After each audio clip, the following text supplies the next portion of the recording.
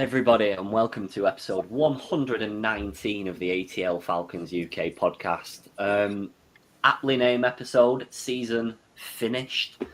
And we're going to get straight into it because we're going to start low, but I promise we'll try and bring it up a little bit as we go on, but I'm not too sure how well that's going to go. Liam, kick us off. How are you feeling? I imagine like the rest of the fans, to be honest. I'm not sure there's much variance on mood across the fan base right now. I mean, yeah, it was bad. Just we're again, it's one of them typical Falcons performance, obviously, where we're expected to win. Everybody picked us to win. Dolphins fan base picked us to win. And we lost, and we didn't just lose. We really lost. Like it wasn't even much of a contest against probably like one of the bottom 3 or 4 teams in the league, who have just been struggling week after week in all different areas of the field, and we didn't exploit any of them.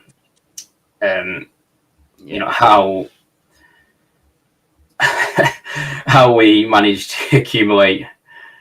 I think it was a total of like 40 yards rushing in the entire game against the bottom-ranked rush defense in the entire NFL is beyond me. We're the best running back in the league. We're the number 2 who's very, very capable against a team that could not stop the run whatsoever.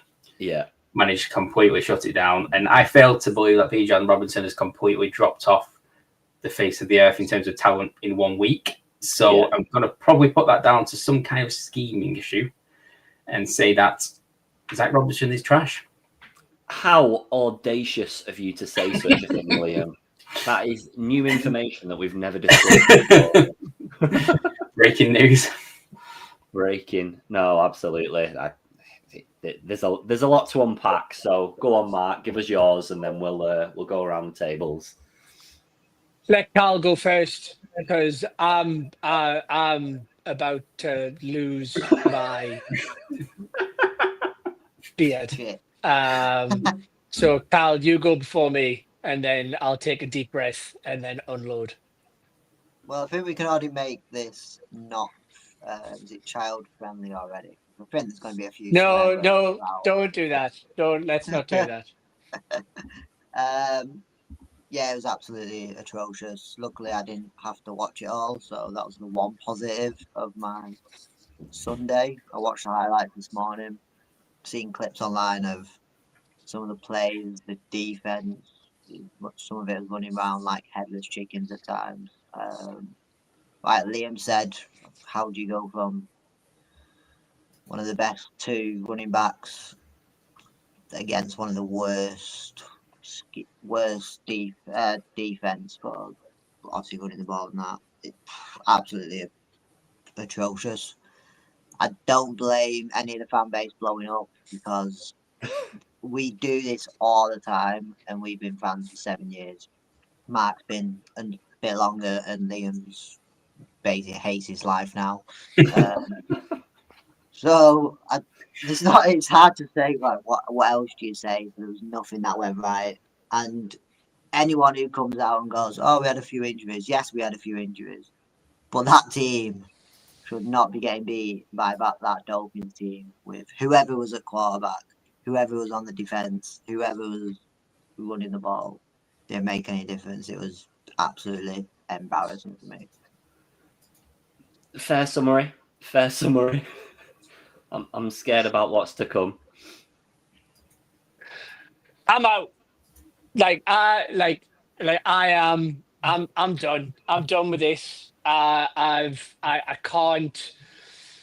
I try to be the optimist every year, and I really, really, really wanted Raheem to be the guy. He wasn't. He said he wasn't my first choice, and I tried to get behind it, but I'm done. I'm out. Like it is enough now. This is absolutely just unacceptable from start to finish, top down, not bottom up. Now, I'm gonna touch on a couple of things. So first one being, I don't care that we had QB1, receiver one out. Still not acceptable. We've already alluded to it. Worst run defense in the NFL. We've got a generational running back and an RB2 who could arguably be RB1 on another team. You run the ball 17 times in the entire game. Bijan Robinson carried the ball 9 times. This is not a player issue because, guys, for the best will in the world, if you don't trust the QB and you don't trust the receiver call, absolutely fine. Then just run the ball all game. Not run it 17 times. That is, it's farcical. This game was absolutely farcical, and I say this on this show all the time. You get a QB and you scheme to him. Mm-hmm. You do not make the QB fit the scheme. A scheme where we have 2 true pocket passers and you're lining up in pistol nearly every single time. It's diabolical. It is negligent. And the funniest thing is, guys, there was part of me that almost thought, oh, well, if we lose, it's all right because that gets fired and we can go and get Mike McDonald. But we can't because we've just kept him in a job. Yeah. Ironically, we are our own. We've killed ourselves. It's obscene. And I am now, I'm out on this entire coaching staff. And yep, sure, defense started well. Okay, we've lost a couple of players, big-ish players. But guys, come on, Davin Diablo was not, a big money signing at the beginning of the season. He wasn't. He's just somebody who we were lucky turned out really, really good, right? So don't give me that. We're missing our best edge rusher, who was a 7th-round pick 3 years ago. Don't even chat to me that we were missing our best players because we should have steamrolled them without our best players. And talking about the scheme, even if you can't scheme to your QB or your receiver one, then scheme that game to your running back. Like, it's just, and I'm I love this city, and I'm not switching allegiance, but good God alive, Raheem, Zach, I'm out. You need to go. And I'll tell you what's going to happen. Right, we're going to hear the same old trope all week. We're going to hear, we're mad, we're angry. This is Dan Quinn 2.0. We're gonna put some work in and we're gonna get it right. Yeah, sure, Penix is back, but we're already aware that he's not scheming to Penix's strengths. Yes, which is ironically, and it pains me to say it, that's exactly what Vrabel's doing with the Pats and Drake May. Anybody looking forward to New England? Because I'm certainly not. Hell no. So. Hell no. I want to take this opportunity to go, this is this team's identity now. We're going to be up and down like a camel's back. I was about to say something obscene there, but I realize I've just told Cal not to swear, so I'm not going to. It's disgusting. I'm out on Raheem. I'm out on Zach. This is a organizational problem. We are wasting talent this season again. And I am absolutely finished with it. So yeah, rant over. I think. Do you know what? We could call the show at this point because there's very little else positive we have to say.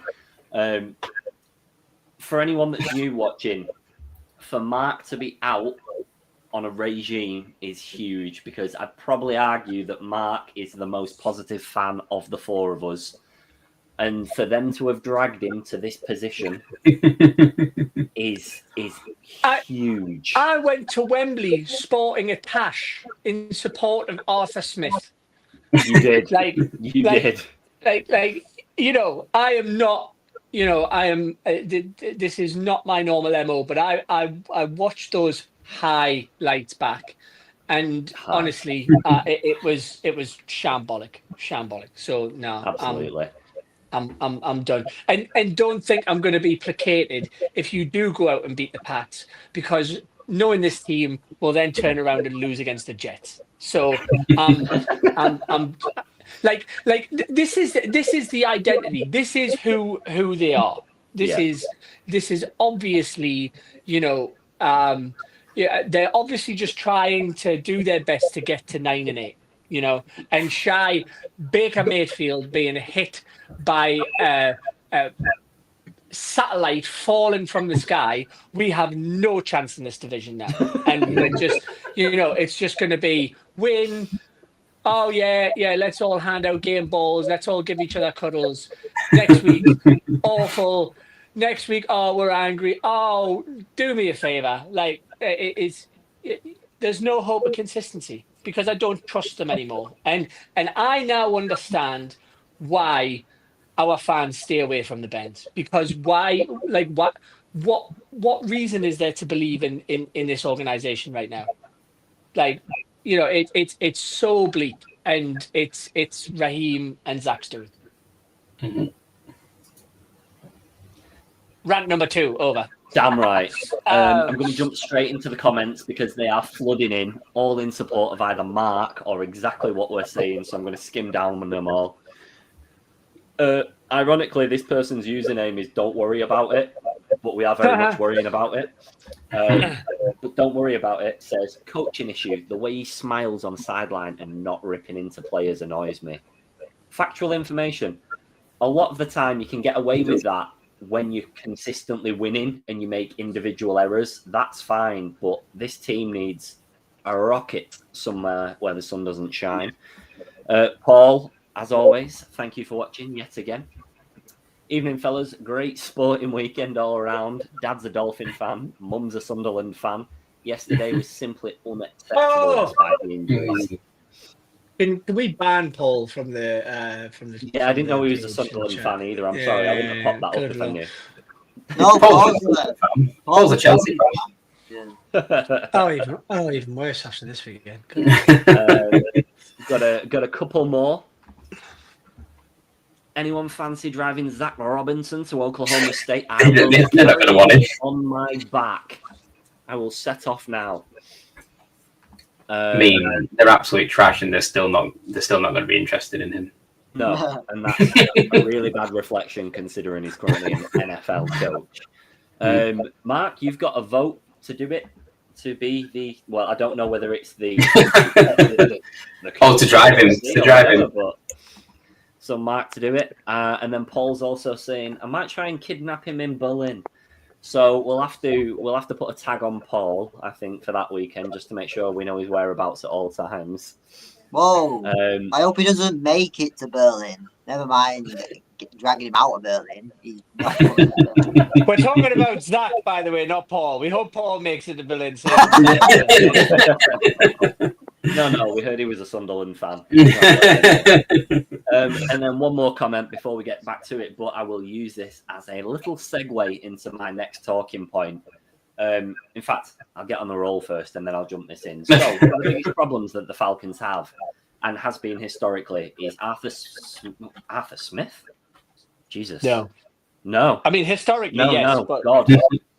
I don't know where my head was then, but yeah, he was one of the biggest problems. Yep, correct. Is Mr. Blank's reluctance to pull the trigger at the appropriate time. Yeah. He always lets a season close out, and I understand in some cases where there is a logic to that because you don't want that kind of uncertainty. But if our argument is that this season is already dead and buried, you're giving another head coach the opportunity to establish and understand what's going on within the roster, try and redeem it, but then also have a clean slate from next season. Whereas if you're getting them in during the off-season, they've got no foundations to work with because they've not had those people in the locker room and everything. So this leads me on to my point. Oh, go on, Cal, sorry. I think the other argument is with this coaching scheme and these coaches that are there now, the season is over. Sack them now and get Mark in charge or whoever in charge, and it might not be over. Mark and Liam combo. Honestly, obviously they'll get people in charge, even if you're just into them for the rest of the year. With this coaching staff now, this season is over. Yeah, no, I'm more than happy to say that. Go on, Mark. You look like you're in deep thought. So is a big thing for me, right? And I think it's interesting what you just said around like like ripping into players on the sidelines. I don't believe in that. I don't think coaches ripping into players on the sideline is the sign of a good coach. If I'm 100% honest, the sign of a good coach is to say, right, you're off field and I'm putting somebody else on. And then I'm going to take you into the locker room, and that's where I'm gonna have words. But I genuinely think, and this is one of the main drivers in my head around why I'm out on Raheem. A big part in football, and listen, like I've played it at an amateur level, and it's accountability, right? And so point one, which is a bit of a left field point, Elijah Wilkinson, who has stepped in a tackle this season, posted on his social media today. There was a couple of plays that he was in where he'd kind of done his job, right? Like, hey, what do you want, pal? A biscuit? What are you posting that on your social media for after we've just taken an absolute royal rifling against an awful team? Who is that for? Like, what are you doing? Are you giving yourself a jolly up? Like, where is the accountability there? Like the account, like that's not the message I want as a fan. As a fan, I like that, bro. That's your job, first of all, and second of all, if Raheem and he kind of like he did it with Jimmy Lake, but he did it too late, right? Well, dude, your OC is going to cost you your job. So like my thing would have been I might not have been out on him if by 2:00 today Zach Robinson had been fired. Like, and you can't tell me that Raheem doesn't see the problems within this scheme, right? Like you can't tell me he was not involved in this playbook, because if he wasn't, then there's bigger problems afoot, gentlemen, right? So it's like at this point, it's not working. So, like, fire the dude. But if you're going to stick with him, and by all means, like by all means, carry on this experiment, just like you carried on the Jimmy Lake experiment. And guess what? You're gone. And Blank will wait until the end of the season, because that's just how he is. And I fear for who the next poor unfortunate soul is that Mr. Blank deems worthy. But at this point, like I say, it's organizational. Like, Mr. Blank just keeps hiring the wrong people, guys. Like, so why are we as fans to assume that the next guy that he chooses, if he does decide to fire him, which he absolutely should, like how do we trust that judgment now? Because I would wager that we as UK fans, and as Cal rightly said, we've only been around a few years. People in Atlanta have been around a lot longer, and that's why there's nobody at the Benz, because you're giving the city of Atlanta no faith in their franchise, because we don't have faith in me. I don't know about you guys, but don't have faith in you either. This is organizational. So, like, the accountability or the lack thereof is absolutely mystifying. And again, so that's rant number 3 over. So there you go. No, absolutely. But that leads in perfectly to this in terms of the organizational and the organization and its structure. So somebody that we speak about quite a lot during the off seasons, but through periods of difficulty, but not really actively during the season, is Rich McKay. Yeah. So, this being he's the man that survived all of this change. Like throughout the periods that myself and Cal have been fans, and probably for the best parts of yourselves, he's always been there. He, along with Mr. Blank, are the ones making these decisions. And at no point has Mr. Blank gone, wait, maybe you aren't advising me in the most appropriate way. And therefore, the structure is flawed from the very, very top. It's not solely coaching, it's every single level beneath that. And it's just not functional in any way, shape, or form. He's not going anywhere. No, exactly. No, he's not. But that is the biggest problem, because Blank has this thing about like being pally with people and having men around that he likes and stuff like that. But it's a business, and your objective is to win. And this can't be and even if you're talking purely financial, this cannot be a financially lucrative franchise, because we're not winning. You're not filling the bends. We're not one of the most popular teams abroad and overseas. Ultimately, if you're failing on the field, your expansion chances are so limited. And I don't understand why that isn't one of the fundamental decisions when making these changes. I'm just going to keep in the comments for a little while, because we've got tons. So Liam, I'm going to come to you first with this one. Hypothetically speaking, if it was up to you,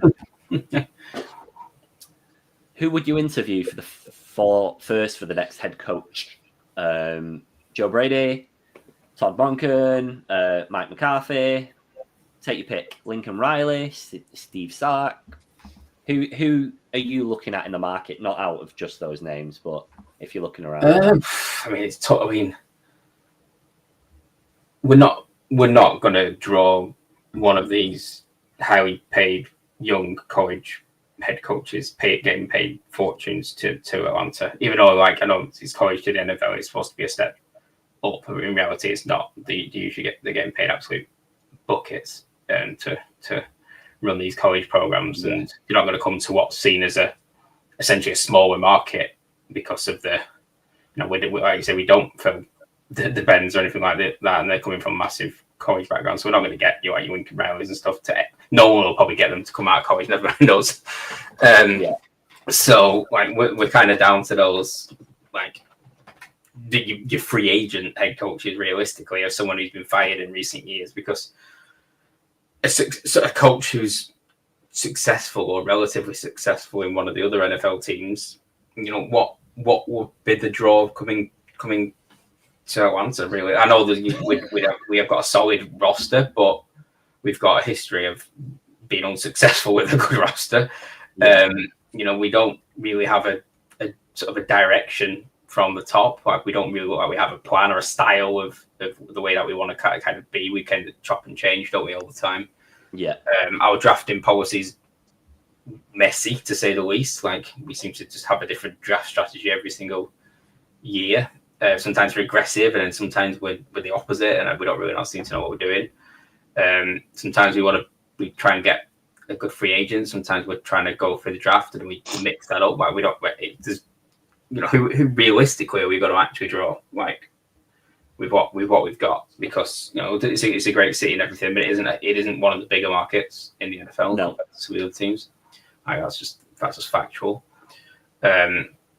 We would be able to get a head coach that's a decent name. Like, I think we would, but we'd have to be looking at probably again one of the sort of like offensive or defensive coordinators that's out there. That was looking just for an opportunity and would absolutely take a head coaching opportunity, kind of no matter where it is. So that might not be a bad thing. It could be successful. Or we'd be looking at a coach who's been around the block and maybe he's looking for his fifth, sixth team, whatever it might be, and kind of looking for just another spot to go. See, I won't say I exactly have a name. Like, I guess this time, I think, without sort of giving an actual name, I think we'd have to go. We've kind of not passed on, but we've kind of shied away from going towards this offensive mind. An offensive coordinator who's been successful and kind of the flashy, younger, like hip sort of head coach style, which I know doesn't mean success. But we do go back to the old guard, don't we? We go back to the guy who's been around for a while. That's what we've been, the older guys with the experience or whatever it is. That's what we tend to go towards. It was exactly the safe hire, as people might call it. Yeah. But the fact is, safe isn't working, is it? So no, it's not. Let's try something, and it might not work. But I think if if there's an offensive coordinator out there, or defensive, but maybe going out there, shredding it up with these, fancy plays, I don't think the fan base would be frustrated if we went and took a risk on a guy like that this time, because we've tried other things and we're here. So yeah, can't get any worse, can it? No, absolutely. Does anyone want to follow that up before I move on, because comments are flying tonight? Yeah, I've got a couple that stand out to me. Robert Saleh. Yeah. Brian Flores. Mm. And a little bit left field. With one of the best names that I might have ever heard. Jim Bob Cooter. I'd have him just for the title. I'm not going to lie, I don't know much about him. So He's the OC of the Colts. Nice. Yeah, well, I mean, you might want a head coach position, but you ain't leaving the fucking Colts. Oh no, I swore. No family-friendly show. You ain't leaving the Colts at the moment in time. Well, no. We ain't sacking anyone right now. Yeah, exactly. I'm not being funny, but this isn't going to happen mid-season. So no. I mean, hell, guys. Like at this point, give me an all-rounder. Give me Mike McCarthy. We need to stop kind of the taking a chance on people. And to me, I think Salah was royally done over at the Jets by Aaron Rodgers. I think he would be a fantastic head coach. I think he's gone back to the 49ers and done a good job despite everybody being injured. Brian Flores, again, I think he's done a good enough job given the personnel that he's got. I think he's I think from our point of view, in terms of improving the defense, I think he would take that a step further. Again, both of those guys with head coaching experience. I think it's really easy for us to look and go, oh well, he wouldn't leave the Colts. Well, if he's an OC or if he's a DC, yes, they absolutely would. Okay, they're not going to interview for the Chiefs. Do you know what I mean? They're going to interview for franchises that have fired their head coach because those franchises have been awful. So it is almost a part of me that goes, let's do something that you wouldn't expect the Falcons to normally do. And I said Cooter as a which I still think is an amazing name, especially with the connotations of what it means in America. But what other OCs lighting it up right now? Not many, to my mind. I'd rather get somebody in who knows how to manage a clock. Yeah, who's got experience knowing when to use a timeout. Guys, come on, it's fundamentals. And they're inheriting a talent they're inheriting a team that's got talent. Robert Saleh did not inherit a Jets team absolutely rich with talent. He drafted talent for them. Some of the Dolphins' best seasons were under Brian Flores. Guys, we need to do something different. Well, not best seasons, but the Dolphins were awful before Brian Flores got there. So it's I just think there is. Listen, guys, we passed up Dan Campbell to hire Arthur Smith. Like I'm just going to leave you with that thought. Yeah, I don't want to talk about that. No, neither do I. Yeah, stunning. Do you think? I was go going on, to say, do you think his timekeeping's that bad? Do you know when the clocks go back in America next week? Do you think he'll mess that up as well? Rock up to the stadium late or early. Calling a timeout 10 minutes before the game starts. Yeah. Got to use them challenges carefully, haven't you? You never know. You never Yeah. know. Cal, I'm going to come to you with this one. It's a two-parter, so I'll go first. Matty Hilton, thank you for watching. Last night was the first game I've been able to watch due to work. I was utterly disappointed with the display they put on against the Dolphins. I was hoping we would go on a winning streak. Firstly, Matty, I'm so sorry that that's the first game you've been able to watch live this season. That's a rough one to pick up. But also, how ridiculous of you to think that the Falcons could go on a winning streak. How audacious of you to have such thoughts. On the back of that, Cal, Matty said, and I'll come to you all, out of the games left, well, he doesn't say realistically, but how many do you think we will win? So go on, Cal, kick us off. What are we on, 10 left? Shit, have we? Fuck.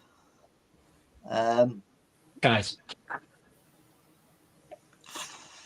I'm gonna. God, I can't even see us winning now half the game, which is so poor.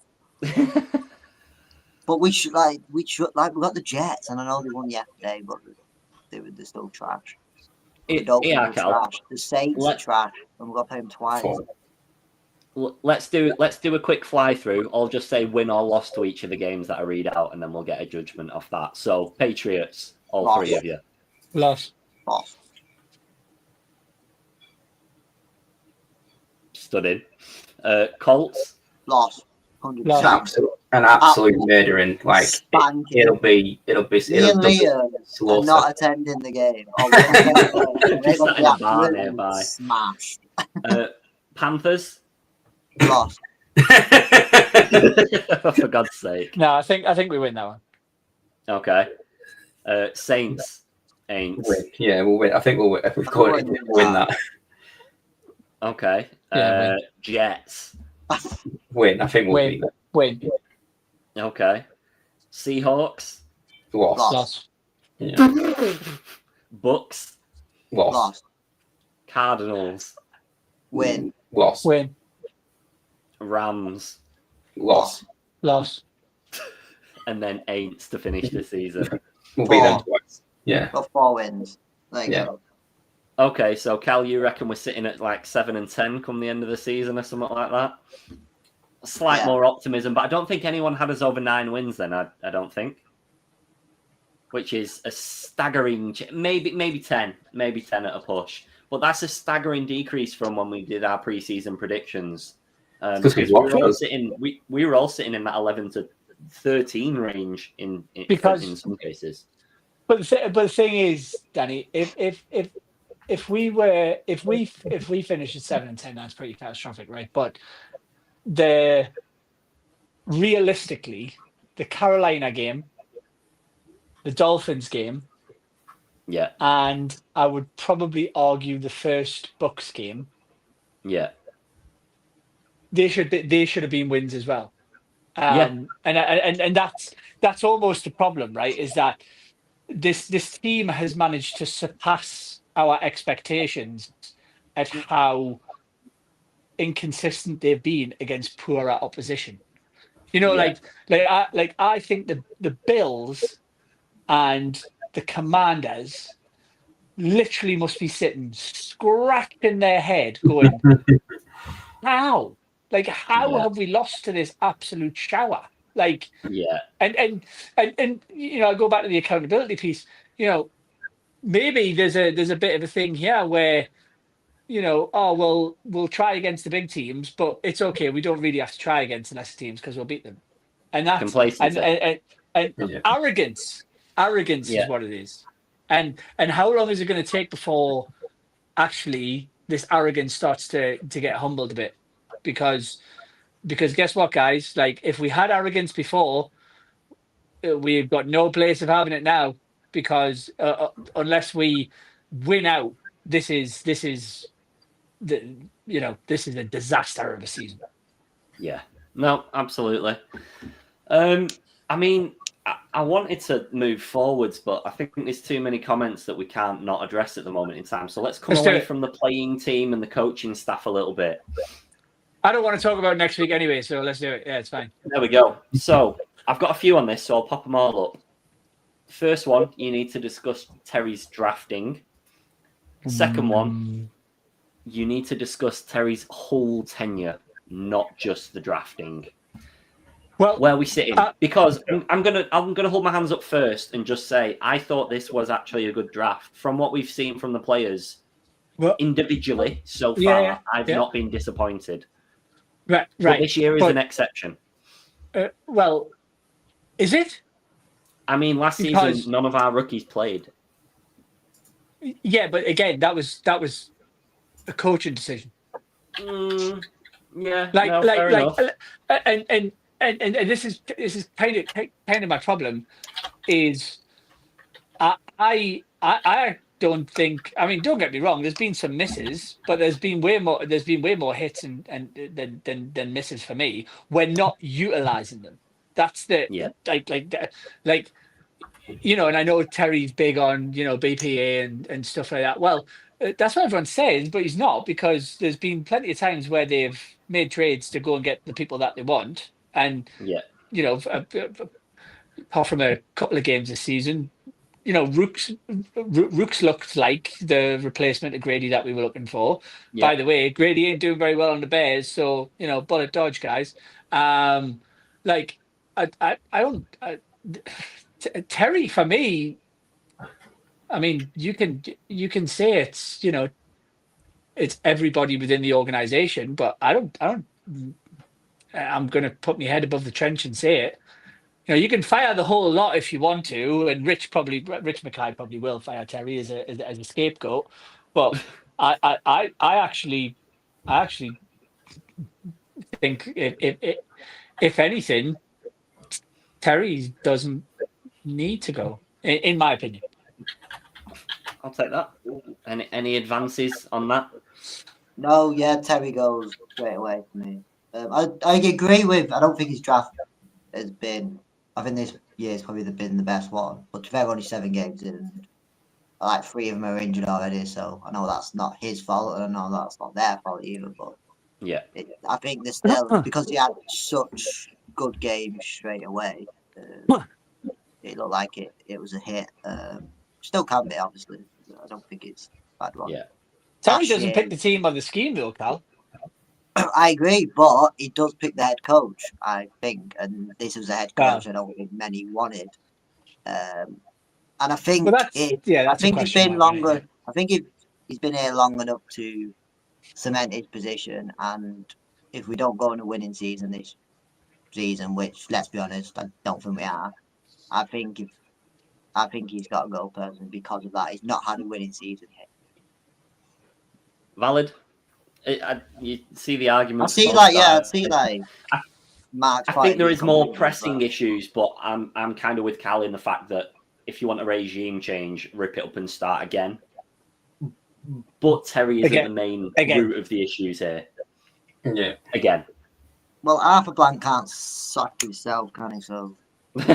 Well, no, but I think we raised the point about Mackay, right?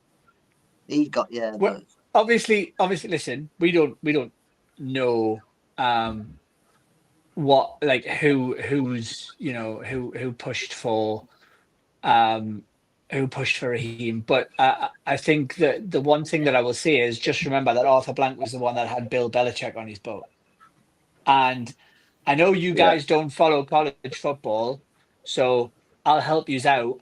That wouldn't have been a great result either. Because it ain't going very well in college for Bill. So, like, I take it, and I think that if Terry was the one that pushed for Raheem, then okay, maybe I'll change my tune. But from a draft standpoint, I think the only bad decision that I can really stand on business and say, Terry, you messed up there, was Kirk. But as we've discussed, Kirk was an insurance, a hefty insurance policy, which didn't certainly hasn't worked out. Liam, what's your thoughts?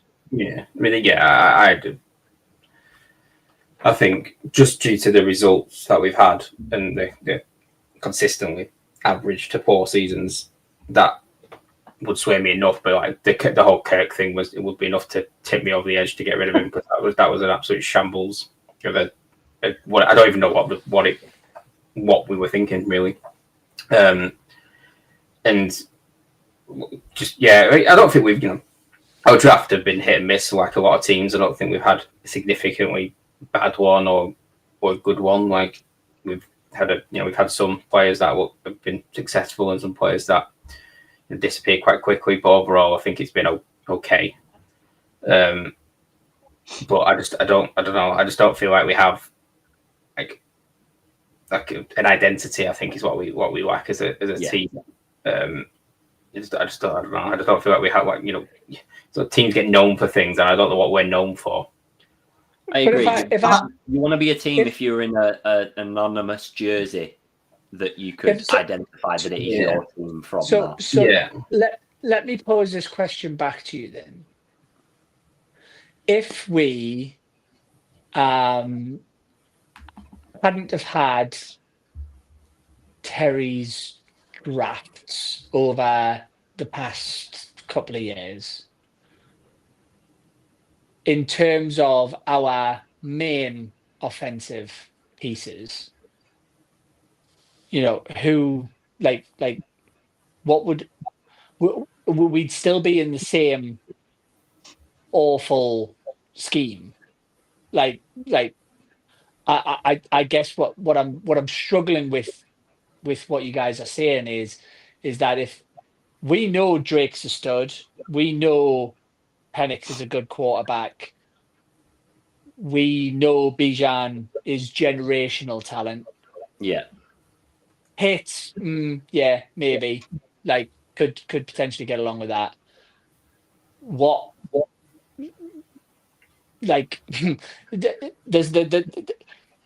There's nothing different. Like he's injected talent into the team. Yeah. So with the setup that the coaches have run, well, he's done his job because he's provided good quality picks who've got talent, who are good players. So I guess what I'm trying to say is, well, guess what? Another GM's gonna do the same. But Terry's not just doing the draft; he's doing free agency, and I think we've had a shocker. Apart from Jesse Bates, I can't think of anyone who we've got out that's actually been that good for us. Like as if in a name. Like obviously we tried Kirk, that we saw that went. Yeah. Who've we really gone and got in free agency that's been. Obviously we got some players that have been solid, but like I don't really feel like we've made good moves in that area. We just chop and change on different positions. Like we tried to. Well, how many different pass rushers did we try in free agency? Like obviously we have Floyd this year, and last year we tried whatever he was called. I can't remember his name's gone from my head now. The guy from the Patriots. I can't remember. We tried him. He didn't really work. We tried different strategies in free agency. Receivers, I could argue. Well, Ray McCall looked like he was a good pickup. Turns out maybe not. Mooney looked like he was a good pickup. Maybe he wasn't. What have we really hit on in that area? Okay, so let me. Simmons was a flop in Atlanta. Yeah, they're big names, and a lot of them flopped. Yeah. I'll let Mark do his research a second, and I'll jump into the comments. Well, let's just. I mean, I think it's interesting, right? So, 2024, Cousins, we've said that was a flop, 100%. Mooney, it looked good, but now I'm not. I'm less sure. Well, he's been injured all season. Yeah, we weren't screaming that it was bad last season. No, And but he's is he been injured all healthy this season. now? Charlie Warner. Yeah, he can block, but he's not a name, is he? He's not a big name. But he was a blocking tight end. Yeah, So right, yeah. like, He's done all and right. we've called about numerous times on the show. Yeah, but he's not. I'm talking about big names that we've gone and got. Right, but we're talking about free agency. We're not just going to sign big names in free agency. Is my point. No, the big names that we've signed, who's been good. Right, so you don't want me to go through the lesser names such as, and this is 2024, so this is last season, right? So Charlie Warner, for me, that's a hit. Nate Landman on a 1-year contract, that was a fairly decent signing. No, because we got rid of him. Well, yeah, but he was only on a 1-year contract. So yeah, but like, why did he have do the we job? not re-signed him? Because he wanted more bag than we were willing to pay. Well, That happens with free agency, guys. Yeah, like you guys. My point is, you guys are going. All of his free agency has been crap. I'll carry on. Ray last season, crap. Good. We all agreed with that. We all agreed he was good last season. Don't be doing it now in retrospect. Now that he's been fired. Last season, it was a good sorry, pick. I'm not one season. I'm team Liam for that bit because last season he was one of our standout players, and I know we only got 1 year out of him, so I know I get your argument for like the longevity. And last season, I'll just be really quick. David, on your matter. Shit. Sorry. He is.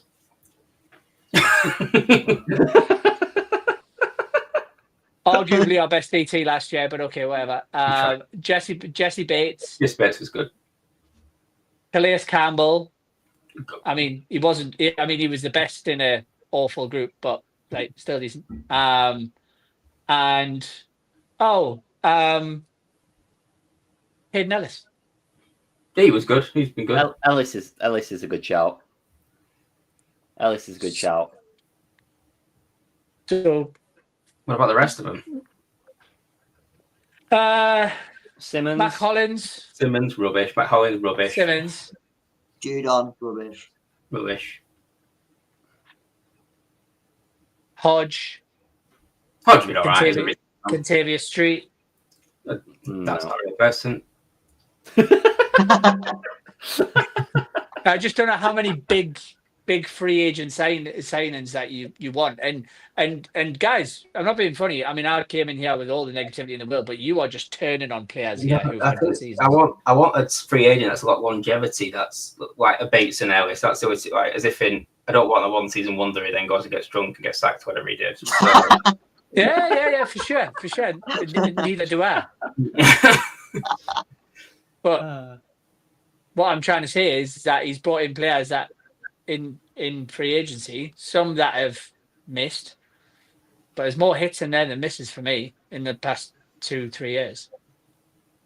Problem is we're not using them.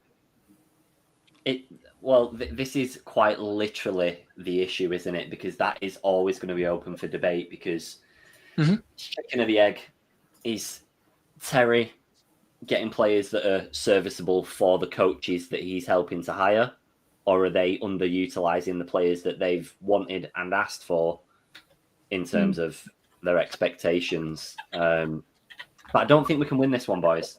I don't think we can win this one. So I'm happy to arrange an inter-ATL Falcons UK boxing charity match if anyone wants one. Gladly.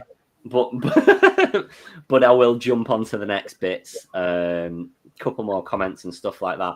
However, one thing that I did want to do whilst we've been live and just before we went live, Raheem has had his interviews. I don't know if any of you have had the displeasure of reading any of the comments yet. But I will skim through some of the highlights. We'll touch on them and then we'll go to the segments. So we're moving away from this a little bit. So I'm going to hit you with Morris says that you have to treat Drake May in a similar way to how we treated Josh Allen. You'd think that'd be common sense across quarterbacks, to be honest. So we just decided with like respect anyway, wouldn't you? You just treat them that. You're not going to go into a game saying, "Oh, Drake May's shit." Like we won't treat you. You go in, even if he doesn't think the quarterback's good, he's not going to come out and be like, "Oh, the quarterback." He's always going to say the So same we- thing about most quarterbacks. You know? So we wanted to treat him with respect, but we wanted to challenge Tua to a tickling competition. Yeah, it's all right. I've got some better ones. Don't worry. That Oh, good. wasn't. Yeah, do carry on. that Yeah, wasn't yeah. it. God. And I quote: "Miami out Atlanted us." Don't even know what that means. No. I ain't even reacting No, to that. it's all right. I'm gonna keep going anyway. I'm gonna keep going. Morris says he's not considering any coaching staff changes. So he's not firing himself.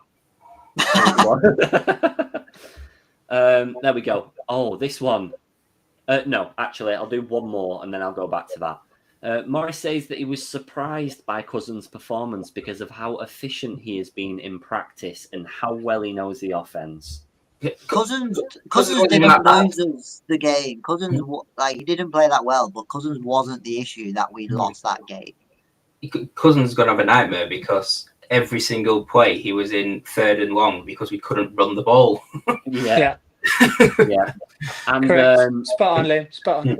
I will bow out of these quotes with this final one. You are doing something to my blood pressure with these quotes, man. I swear I'm gonna lighten the mood after this.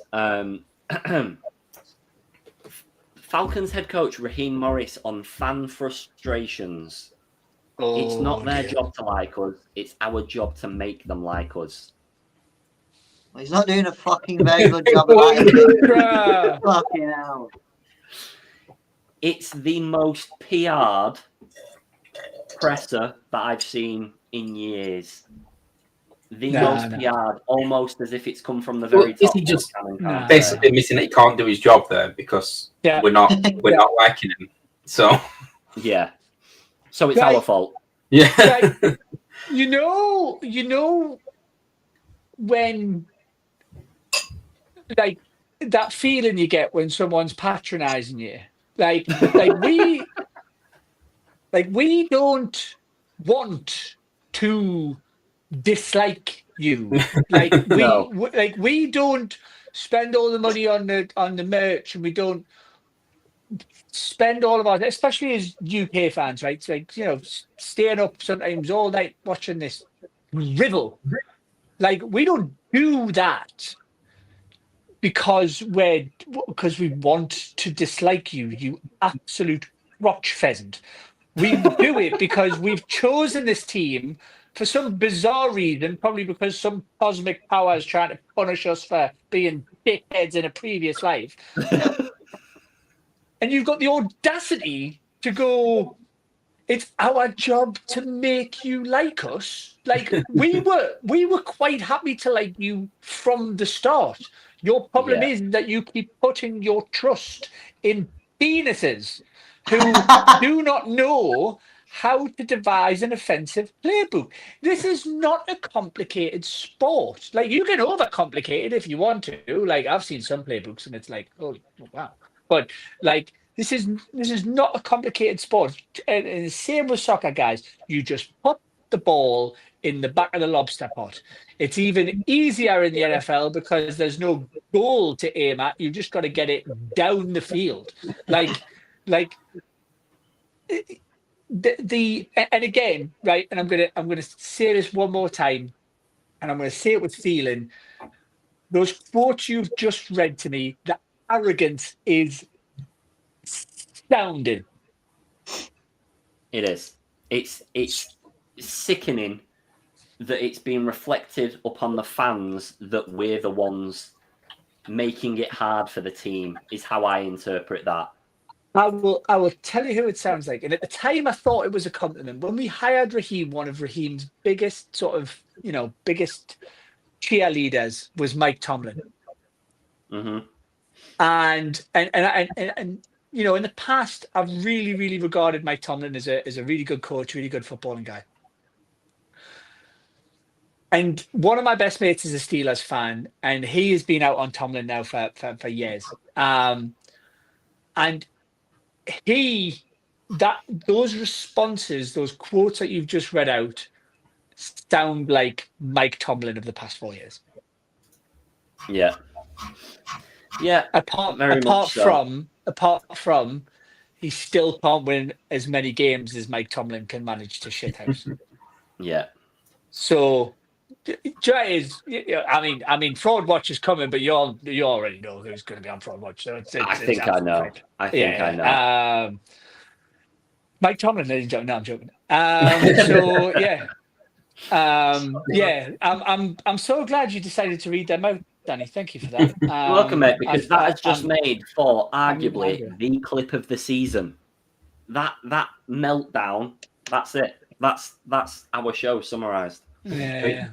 Raheem's managed. He's coached one winning season in his entire career as a head coach. Yeah. How can he? He can't.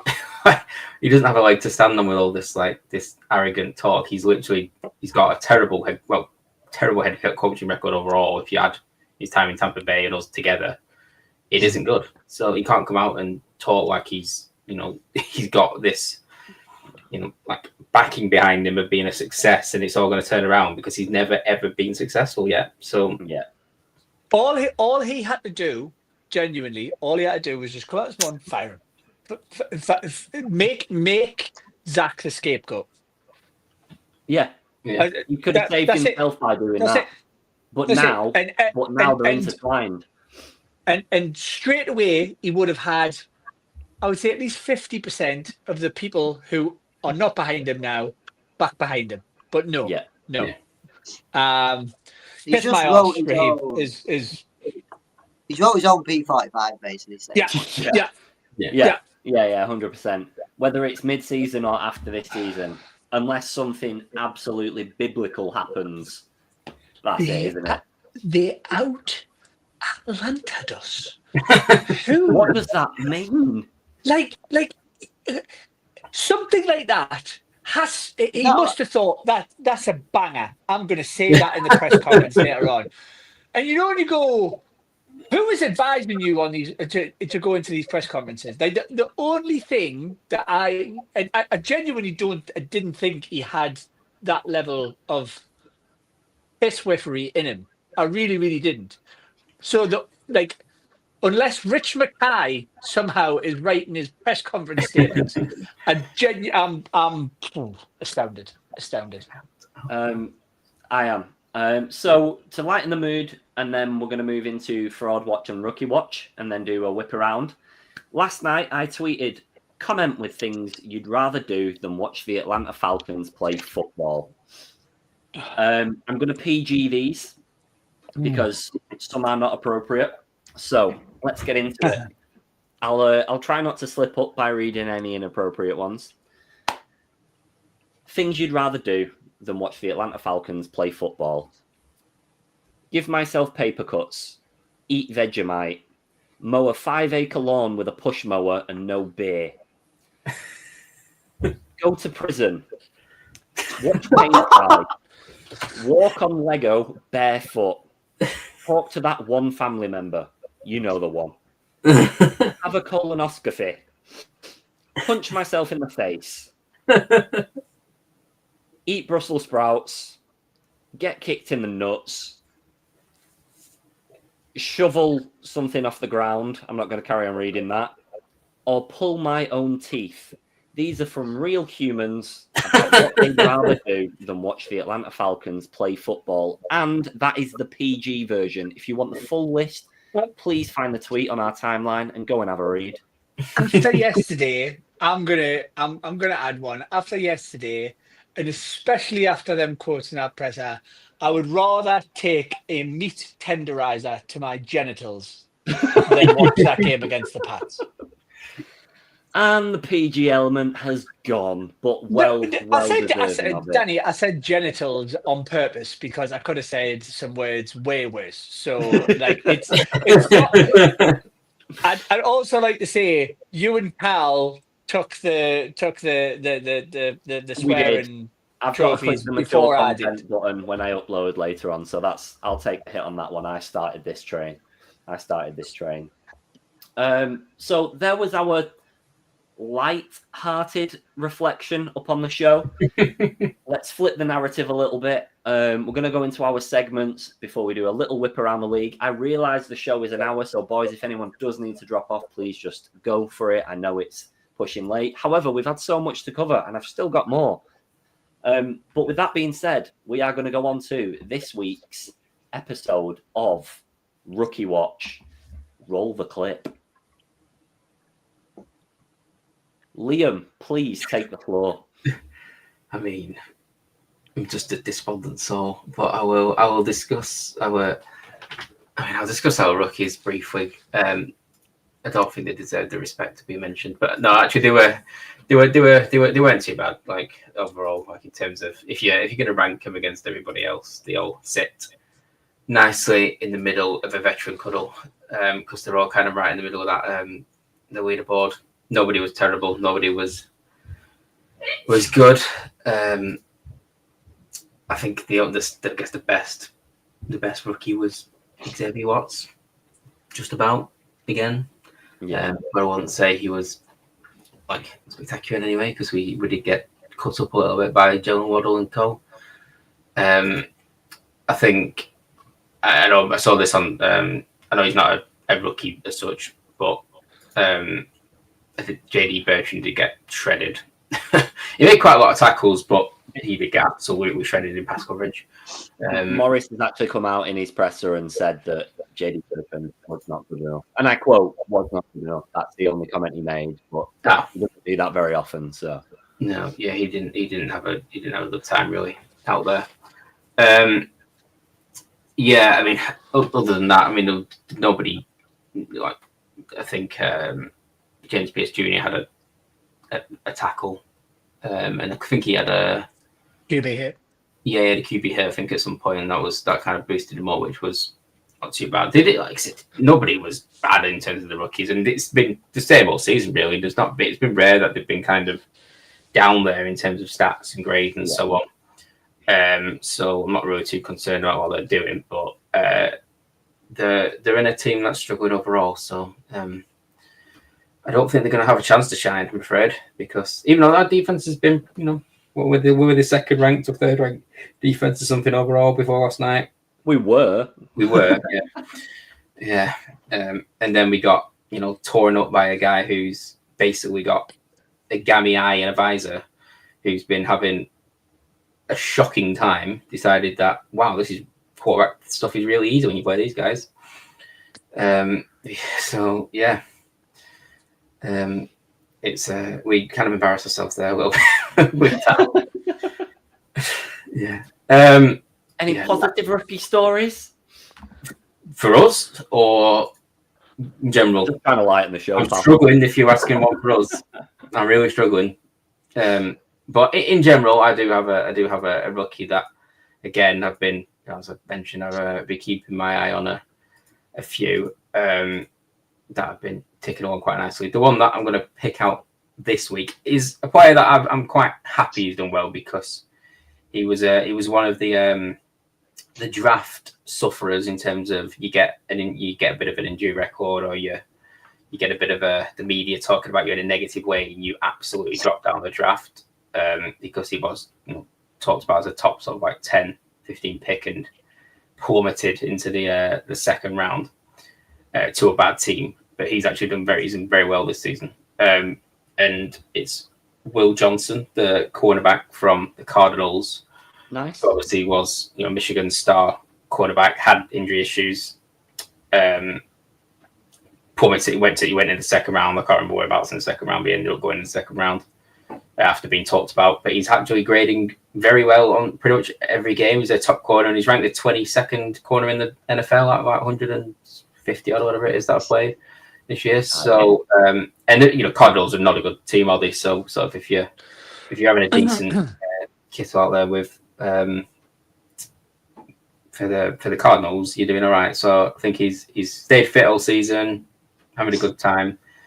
I think the Cardinals have done very well there in picking somebody like him up in the second round. Like, everybody knew he had talent, but they just had concerns, and he's not showing any of these concerns. So, yeah, Mark's got a concerned look on his face. Were the Cardinals on a bye week this week? I don't just pick based on this this okay. week. Right, It's just fair enough. at this point in time who's doing Fair well. enough, fair Yeah, enough. yeah. Yeah, I monitor it over several weeks because what I don't want to do is put myself in it by picking someone who has a great week and then he has a nightmare the next. Right. You're aggregating the I like to performance. aggregate at least. I monitor for at least 3 weeks of success before I start No, calling them. it's cool. One of my mates is a Cardinals fan, and he was making jokes that that they were going to have a great first quarter against their bye week during the week, and that's why I was like, and then you mentioned that he'd done good, and I was like, Yeah. huh? No, done good Oh, overall. Okay, cool. Yeah. Well, Good that's shout another because I inductee. was surprised when he dropped. It's a good shout. Yeah. Another inductee to the Rookie Watch roster to face Mark's Fraud Watch roster at the end of the season. I'm going to roll that clip one more time to close out the segment. I need to track who are my positional picks. I'm going to end up with about like it's just going to be my defense. It's all right. Mark's just got coaches. Yeah. Before we move on to Mark's section, I was absent last week, so apologies. I noticed that Cal debuted a new segment because of the loss that we had this week. I don't think we're going to run it as a full clip, but Cal, would you like a little point towards the Aints? Just to raise yeah, definitely. Like, we are trash, but you got spanked again, so that was the only positive of the weekend for me. We're still above you. We're still above you. We're bad, but you're even worse. So even though you probably wanted the Bucks to win, not win in the end, but I'll always root against the Saints, so I don't really care. You're trash. We're a little bit less trash. So we'll have the trash derby in a couple of weeks. The NFC South is really in the mud, isn't it? I don't know whether anybody's seen it, and it was a beautiful thing to behold. Spencer Rattler went to throw the ball, and I think he was on like the 5-yard line, or maybe he's even closer, and a defensive lineman ran him down, tipped the pass, caught the ball, and then just decided, not only am I going to run this into the end zone, but I'm going to send Spencer Rattler to the moon. So he's come in, he's tipped the pass, ball's gone in the air, he's caught it. Rattler's just like sort of set his feet as if to go, uh-oh. And then this dude has just dropped the shoulder and clattered him as he was running the ball back into the end zone. So, as bad as we are, and as almost uncomfortable as I feel about dicking on any other team, it just truly was a beautiful thing to behold. So yeah, love that. There's your positivity for the week. I've not got a clip for Cal yet. I was going to make it, and then I saw our result, of course, and I thought, you know what? Maybe we'll wait another week just in case. Rather than make the slide, I think I'll just go and repeatedly slam my head against the wall. If you need things to do other than watching the Saints, that Falcons football list is pretty applicable across both. So we'll go for it. And on that note, our third segment of the night, and I feel like this is going to be a little bit of deja vu for the first 45 minutes of the show. But, Mark, I'm going to hit the clip, and the floor is yours. This is Fraud Watch.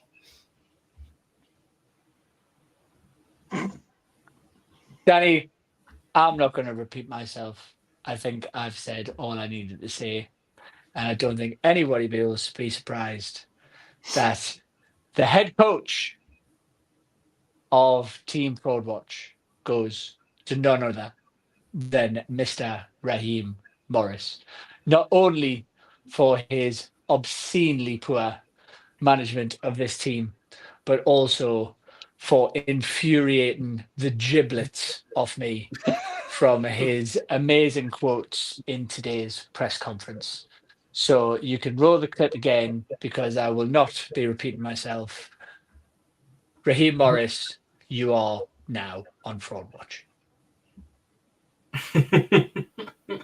That was the quickest fraud watch we have ever had to date, but it needed no description, no analysis, no stats and figures and Well, ratings.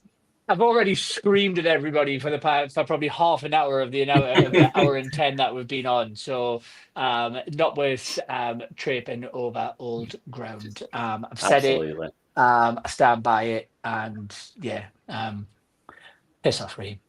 We've got a few more bits, but I'm just going to jump into the comments again real quick because this is a name that I saw frequently on Sunday. So Crypto Kyle, thank you very much for tuning in, and thank you for all your comments because you were probably one of the reasons that our Twitter interactions exploded on Sunday. You were all over the place, so I appreciate you watching, mate. We'd normally do a preview of the upcoming game. Yep. However, I think we're all reluctant to do that. I'd imagine we're all of the same mind. I think we're going to get spanked. Are we sharing those thoughts? Are we? I can't. I don't think any of us can get away from it, right? I think it would, but it would be the most Atlanta thing to now go and win. I don't think a win against the Pats fixes anything. No. In terms of our kind of stance at this point, like guys, I think we're all agreed. Shy of winning out, there is not really going to be a lot that can change our minds. Winning out starts with winning. So, over to you, Raheem, to un-Atlanta ourselves and make sure that we don't get Atlanta out of another game. So, you absolute buffoon. So, let's just see what happens. If I see the comment next week, the Patriots out Atlanted us, I am going to burn it down. The just world burn it down. to the ground. Yeah, just burn it down. Burn it down. Stunning. This has been actually much more cathartic than I thought it would be. Of course, it's been quite flat, but it's been very cathartic. Before we wrap up for the night, I like to do a little whip around of the league. So, has anyone got any teams or talking points or players that they want to shout out or anything? I'd firstly just like to start on, I hope Scatterboo is all right. You took the words out of my mouth. That is rough. Yeah, R.I.P. My favourite non-Falcon. Really, really gutted to see that. I don't care what anybody says. That was a hip drop tackle, and should be judged as such. And no huge surprise that it came from that Philadelphia defense. No. I am absolutely gutted that I won't be able to watch that man play football for the next 10 weeks. Much love to Cam Scatterbo and a big loss for the Giants because they were really starting to get some traction with what that offense was trying to do. So absolutely gutted about that. Yeah, absolutely. Just going to jump into the comments a sec and then I'll give you all the floor. Electrify, regular watcher, thank you again for tuning in. Hopefully next week will bring far less depression because good Lord, this week was bad. Turn the game off before halftime for the first time in a long time. You saved yourself an hour and a half of pain and suffering, so fair enough. Yeah. I don't think it will because if we lose, we're kind of expecting to lose, aren't we? So yes, it would have been easier to take than losing to the Dolphins. Yes, no, that's very valid. The only thing that could go wrong is I'm pretty sure the Patriots have a roster that includes Matt Collins, Jalen Hawkins, and Richie Grant. So, doesn't it? So they'll probably have Stormers again. Oh dear, it's getting worse. Any other teams that anyone wants to whip around? Obviously, the Colts won again. The Broncos sent the Cowboys to hell. The Ravens got back to winning ways. The Jets won again with football. Panthers. The What Jets else win a did game we of have? football, yeah. Yeah, the Wow. Jets did win a game of football. I had them on for 0-17, so fair play. And then Green Bay beat the Steelers to get back to winning ways. So Yeah. if anyone's got any games or teams they want to discuss, jump in. I think going back to the Colts, then obviously we've got to play them in 2 weeks' time, which is going to be a shit show. But Daniel Jones, absolutely fair play what he's doing over there. Yeah. I don't think he was ever a quarterback that the league didn't like. I think he just did. Obviously, he's not suited the Giants. I think he's a quarterback that people sort of wanted him to do well this year. I know he has a big contract and that, and I don't really care about what money he's earning, but it's good to see him actually do well and prove some fans wrong. To be fair, It's he's high odds for comeback player of the season and MVP, which I believe has not happened in history. So that'd be quite something. Although MVP might be a bit of a stretch because it depends on the playoffs and everything. But at the moment in time, you can't knock it. Yeah, no, good team. My pick was going to be, well, not just based on this game, but just based on how fun they are. But I think the Broncos are one of the most exciting teams to watch at the minute because they're just playing like they're all over the place. Like their games are just wild. Like Bo Nix is just playing football. Like he's in high school again, isn't he? He's just running around just slinging the thing. That, like sometimes he looks like he doesn't have a clue what's going on. Sometimes he looks like he's best QB in the league. Like it's just bits of everything, and it's just they're a fun team. We just they put up like 40 points and then concede 30 points, and it's just happening every week. And it's as a neutral in their games, it's a fun to watch. Yeah, no, I agree. I think they've not shocked me because their expectations were probably playoffs anyway, to be honest. Yeah. But they're probably outperforming their expectations. And Bo Nix is shooting above my expectations as well, because it was a bit of controversy around him about how highly people rated him in the draft. So it's good to see. I got slaughtered because I said we should pick him up in the second round, but the draft obviously didn't go that way. I was gonna say we pick somewhere else in the first, and if Bo Nix is there in the second, we take him in. I got murdered on our you did on our Twitter for saying that. It doesn't look like that though. I think one of the things about the Broncos for me, I find it very hard to like them because of Sean Payton. But I just like the dude, but you cannot underestimate the fact that he's a hell of a coach, and it's kind of like, and I'm going to link it to another game, but we talk about teams kind of burning it down, starting again. That's what the Broncos did. The Broncos tanked hard, went and got Sean Payton, and have kind of very, very quietly built a hell of a team. And I think interestingly, this week the Ravens beat the Bears. You got Ben Johnson, who everybody thought was, this offensive mastermind genius. And ironically, Caleb threw for nearly 300 yards through one INT. He was forced to pass the ball 38 times. And DeAndre Swift carried the ball 11 times. And I would probably put money, ladies and gentlemen, on everyone going, oh, Ben Johnson last year.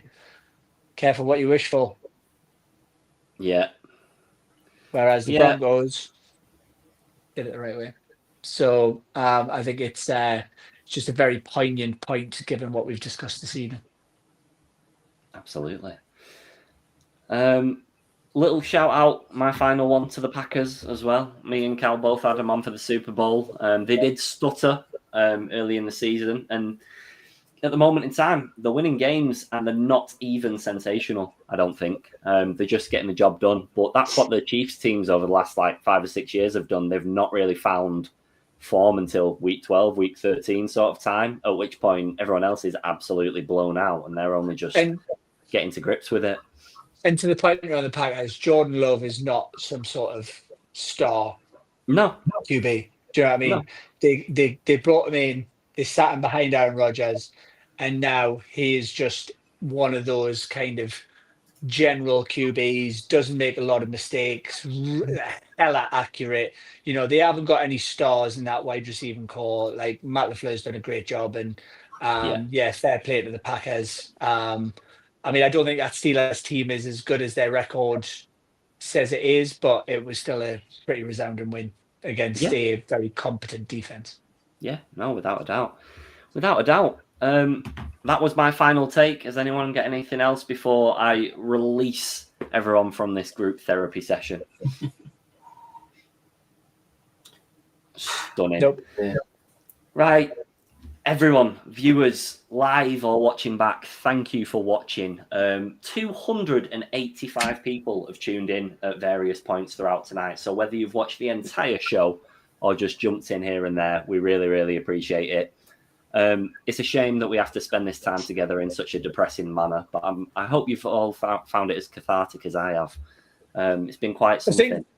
I think if we do end up on a losing season, I think genuinely we need to rename this podcast Atlanta Falcons UK Group Therapy. Yeah, I'm more than happy to do that, and I will trademark it as well for us. Because, a rebrand. Yeah, it's about time, isn't it? With me and Cal, season 7, not a winning season to show for it. Brutal. You, Mark, probably a couple of winning seasons. But then if we do it, like, it'll just be the Atlanta Falcons kind of thing to stop being good.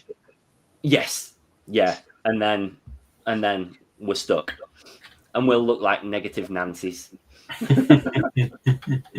I don't think anybody who's watched football over the past 5 years could ever accuse us of such a thing. Maybe Cal, but like not the rest of us. Maybe. But on that note, thank you all for watching. Your boys are all going watching Superstar Mark this weekend. Mark and his band are all going to light up the Manchester Academy. So we're going for a night of several beverages. Not too many. So we will see you all next week. Hopefully we'll be fresh as daisies, but remains to be seen. Mark, I don't know if you want to sign off in such a positive manner, but where can they find us? I've got my AirPods in, so unfortunately my mic's going to cut out. Guys, we're available on all social media platforms. If you want to watch the show back and watch our beautiful visages get angry at Raheem Morris's awful doing of his job, as well as awful press conferencing. But you can also find us on all audio podcasting platforms as well. So Apple Music, Spotify, wherever you get your... That's the word one. I don't know if he's froze. Is he froze? Oh, no, he's not. Okay. And I try to do it really, really low as well. That's so annoying. Mate, it cut out before you'd even started it. Oh, Joe, I think the podcasting platforms like, oh, he's doing it again. Just mute him. It's got a sound threshold that you can't go over. Yeah. But it did it with my new microphone last week. That's why I didn't use it. Oh, I'm so raging. Never mind. You all know the drill. You know where to find us. Again, thank you all for watching, and we will catch you next week, hopefully with a win under our belts, but that remains to be seen. See you next time.